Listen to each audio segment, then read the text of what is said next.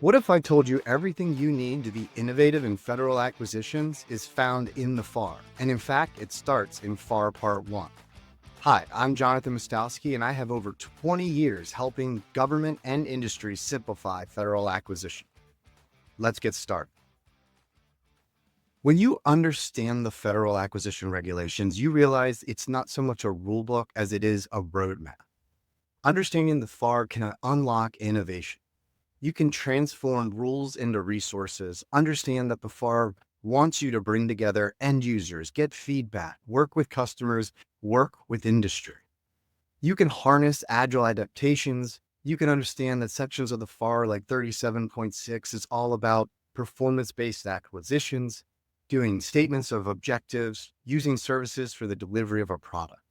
And you can lead change in federal procurement because you are working within the confines of the rules, but you're using the rules to enable your customers to get what they need. So FAR Part 1 starts off in the very beginning, setting this tone for the entire regulations. In FAR Part 1.102C, the acquisition team consists of all participants and contractors who provide the products and services.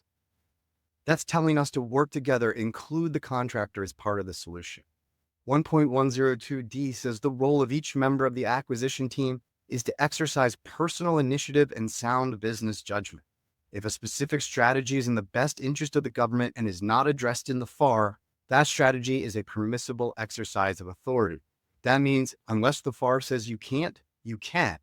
Of course, we have to consider other policies and guidance and case law, but the bottom line is the FAR very rarely tells you you can't do something. And when it does tell you you can't, it gives you exceptions on how you can.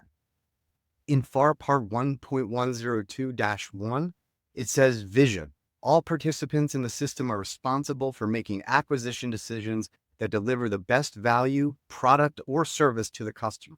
The result is a system which works better and costs less. It's talking about efficiency. It's talking about working together to produce the best value. But let's go deeper. In Part 1.102-2, performance standards, it is synonymous with the best principles and practices of Agile. The principle, customers for the product or services provided by the system are users. User feedback, lean, has always been part of the FAR. It's in FAR Part 1.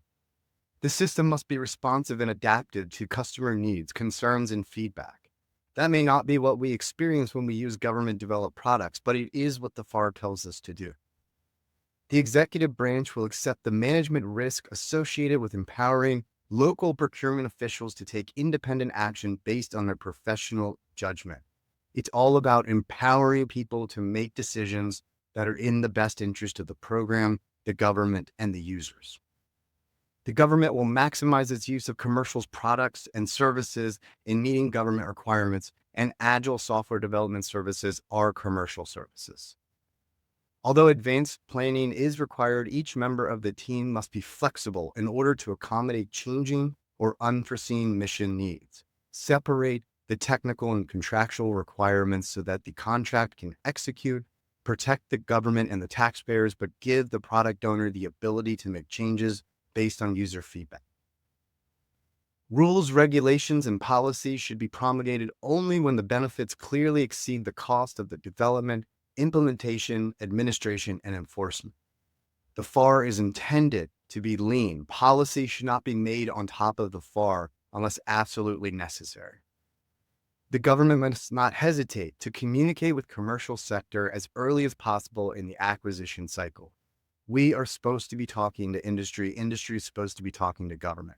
There is only a brief window under a brief portion of the FAR that limits when government and industry should talk, and that's FAR Part 15. Otherwise, the FAR encourages, yet requires even, government and industry to communicate. All contractors and prospective contractors shall be treated fairly and impartially, but need not be treated the same. The FAR tells us we're not supposed to be doing apples to apples comparisons. We're supposed to be evaluating vendors, treating them based on their particular circumstances. It's okay to communicate and have conversations with vendors to get the best possible proposal. To achieve efficient operations, the system must shift focus from risk avoidance to one of risk management. Yes, we are supposed to prevent fraud, waste, and abuse. Yes, we have to limit risk. But as my third rule of innovation says, responsible risk-taking. Understanding the rules, regulations, and policies that govern the things that you wish to do, you can then make responsible risk decisions. And there you have it. FAR Part 1 gets us started with innovation right off the bat, and the rest of the guidance is there to help you do it. I'm Jonathan Mostowski. I hope you found this useful. If you did, remember to like, subscribe, and comment. If you have questions, please ask them. I will get back to you and make videos specifically to address them.